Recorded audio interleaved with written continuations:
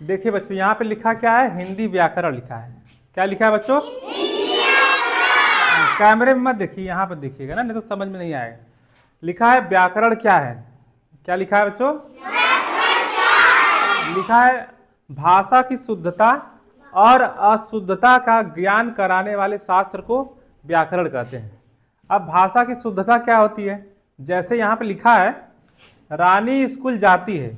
रानी क्या है? लड़की की लड़का है? लड़की है ना। तो ये उसके लिए जाति जो शब्द लगा है वो सही है, तो इसलिए यहाँ पे शुद्ध लिख दिया गया है।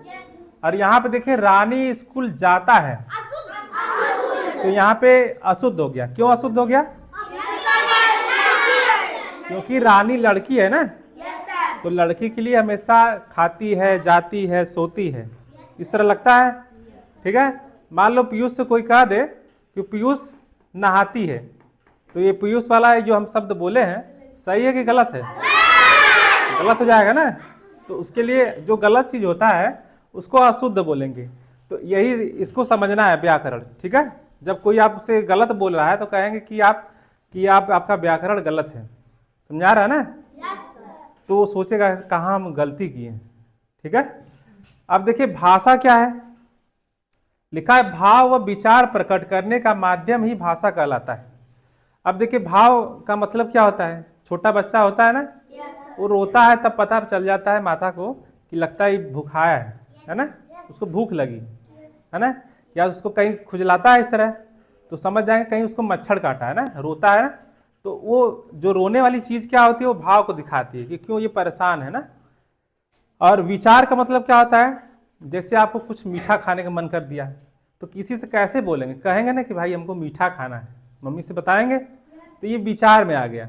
और जो ये सब प्रकट करने का माध्यम क्या होता है? भाषा होता है। आप हिंदी में बोल रहे हैं, भोजपुरी में बोल रहे हैं, रो के बोल रहे हैं, ये एक माध्यम होता है। जैसे क्या होता है हिंदी हम लोग बोलते हैं, ये भी एक माध्यम है कि मुझे स्कूल जाना है, तो हम क्या अपनी कह रहे हैं? माध्यम से बता रहे हैं किसी और को ना।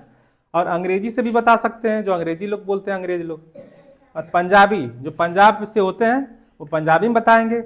और तेलुगु जो आंध्र प्रदेश से होते हैं, तेलंगाना से होते हैं, वो तेलुगु बोलते हैं। ठीक है। अब मराठी कहाँ से होते हैं? महाराष्ट्र से होते हैं, वो मराठी बोलते हैं। और तमिल कहाँ से होते हैं? तमिलनाडु से। अब मैथिली कहाँ से होते हैं? बिहार से होते हैं। ठीक है। बिहार का कुछ रीजन है जहाँ मैथिली बोला जाता है आदि। ठीक है। तो जहाँ जहाँ की ये सब भाषा है उसी को हम कहेंगे, ये भाषा को डिफाइन कर दिया गया है। अब देखिए वर्ड या अक्षर किसे कहते हैं? लिखा है वह छोटी से छोटी ध्वनि, जो हम लोग बोल रहे हैं ना, ध्वनि से ही उत्पन्न हो रहा है ना, कि आप लोग के कान में जा रहा है, ट्रेन निकलती है तो वो भी ध्वनि छोड़ती है कि नहीं छोड़ती है? ट्रक गुजरता है तो वो भी हारन मारते हुए गुजरता है, या उसका इंजन बोलता है, तो समझ जाते हैं कि क्या है, ट्रेन जा रही है या बस जा रहा है ना, या ट्रक जा रहा है। तो वह छोटी से छोटी ध्वनि जिसके और टुकड़े ना हो सके वर्ड या अक्षर कहलाती है। जैसे क्या है? अ हो गया। अ का कोई टुकड़ा कर सकता है? नहीं। अ को कभी छोटा अ बड़ा इस तरह नहीं बोल सकते। ई क्या है? ई का छोटा रूप होता है, इसको टुकड़ा नहीं कर सकते। छोटा ऊ को भी टुकड़ा कर सकते हैं? नहीं। री को, ये है आधा क, इसको क्या बोलते हैं? आधा क। जहाँ पे क बनाकर ऐसे लाइन खींच दिया गया है, इसको आधा क बोलते हैं ना। ये भी वर्ड या अक्षर कहलाएगा। अब पूरा क में क्या होता है? आधा क और अ मिलकर पूरा क बनता है। ठीक है। और च है, ये आधा च है, ये ट है, त है, प है आदि, ये सब क्या हो जाएंगे? वर्ड या अक्षर कहलाएंगे। जैसे उदाहरण, हम आम शब्द कहते हैं। जब हम आम शब्द कहते हैं तब आ हो गया। म किससे बना है? आधा म से बना है और अ से बना है। ये दोनों ध्वनियों को एक साथ मिलाकर बोलते हैं। इन ध्वनियों को ही वर्ड या अक्षर कहते हैं। समझ में आया बच्चों? वर्ड या अक्षर किसे कहते हैं? तो कौन बताएगा? चलिए ठीक है, अभी हम पूछेंगे।